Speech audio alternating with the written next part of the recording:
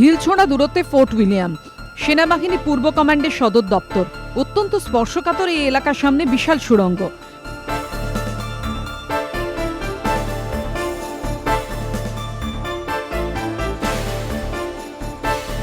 বৃহস্পতিবার রাতেই ময়দান থানার পুলিশের নজরে আসে রেড রোডে শ্যামাপ্রসাদ মুখোপাধ্যায়ের মূর্তি ঘেঁষা একটি গর্ত। তারপর বোঝা যায় এটা গর্ত নয়, রীতিমতো সুড়ঙ্গ।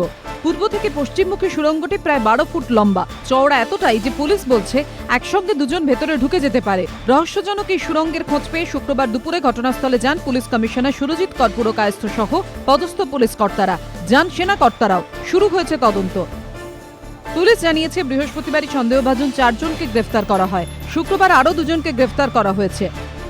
ধৃতরা মাদকাসক্ত হওয়ায় কেবল চুরির জন্য ওই গর্ত খোঁড়া হয়েছিল কিনা তাও খতিয়ে দেখছে পুলিশ। পাশাপাশি ফোর্ট উইলিয়াম সংলগ্ন এই এলাকা অত্যন্ত স্পর্শকাতর হওয়ায় সুড়ঙ্গ খোঁড়ার পেছনে অন্য কোনো উদ্দেশ্য রয়েছে কিনা তারও উত্তর খোঁজার চেষ্টা করছেন তদন্তকারী অফিসাররা। শুক্রবার প্রথমার্ধে প্রশ্নোত্তর পর্ব চলাকালীন বিধানসভায় আসেন মুখ্যমন্ত্রী।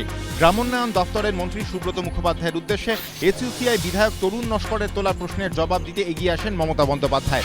বিপিএল কার্ড প্রসঙ্গের প্রশ্নের উত্তরে তিনি বলেন, বিপিএল কার্ড নিয়ে বাম আমলের চূড়ান্ত বৈষম্য হয়েছে। যাদের এই কার্ড পাওয়ার কথা তারা পায়নি, যাদের পাওয়ার কথা নয় তারা পেয়েছে।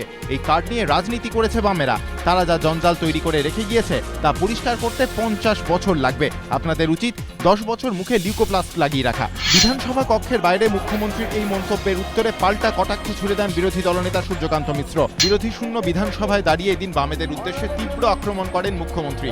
দিন কয়েক ধরে বিধানসভা বয়কট চালিয়ে যাচ্ছে কংগ্রেস। এদিন মুখ্যমন্ত্রী বিধানসভায় আসার 5 মিনিটের মধ্যে ওয়াকআউট করে বামেরাও।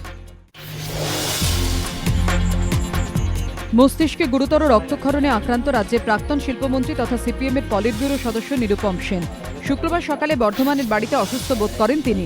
সকাল 7টা নাগাদ তাকে কলকাতার মল্লিক বাজারে একটি বেসরকারি স্নায়ুরোগের হাসপাতালে ভর্তি করা হয়। হাসপাতালের সিইও রীতা দাস জানিয়েছেন, নিরুপম সেনের অ্যাকিউট সেরিব্রাল অ্যাটাক হয়েছে। তাকে রাখা হয়েছে আইটিইউতে। তার শারীরিক অবস্থা এখন স্থিতিশীল। স্নায়ুরোগ বিশেষজ্ঞ ঋষি কুমারের তত্ত্বাবধানে চিকিৎসা চলছে নিরুপম সেনের। তিলজলার অভিজাত আবাসনে দম্পতির অস্বাভাবিক মৃত্যু, বন্ধ ফ্ল্যাট থেকে উদ্ধার দেহ। ঘটনা ঘিরে ক্রমশ দানা বাঁধছে রহস্য। তিলজলার 11/2 CN রায় রোডের এই আবাসনে থাকতেন পেশায় ব্যবসায়ী সিদ্ধার্থ পাধে ও শিলা পাধে।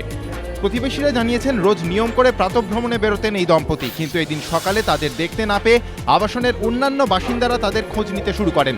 ফ্ল্যাটের দরজা ভেতর থেকে বন্ধ ছিল। দীর্ঘক্ষণ ফ্ল্যাটের দরজায় ধাক্কা দিলেও কোনো সাড়া মেলেনি। খবর ছড়িয়ে যায় অন্যান্য ফ্ল্যাটেও। প্রতিবেশীদের দাবি, সকাল 9:30 নাগাদ কোনো মতে জানলার কাঁচ ভেঙে দেখা যায় বিছানায় পড়ে রয়েছে পাধি দম্পতির দেহ। এরপরই খবর দেওয়া হয় পুলিশে। প্রায় 10:30 নাগাদ পুলিশ এসে দরজা ভেঙে দেহ দুটি উদ্ধার করে। পুলিশের দাবি, ঘর থেকে একটি বিষাক্ত রাসায়নিকের বোতল উদ্ধার হয়েছে। পাওয়া গিয়েছে একটি সুইসাইড নোটও।